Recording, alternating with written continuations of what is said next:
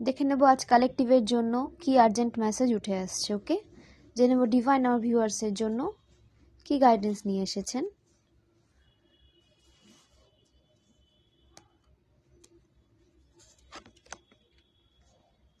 queen of swords, এমন কোনো শত্রু মহিলা রয়েছে আপনার জীবনে যে বা যারা আপনার প্রোগ্রেসকে দেখে কিন্তু জেলাস এনার্জি সেন্ড করছে এবং আপনাকে সামনে এগোতে দিতে চাইছে না,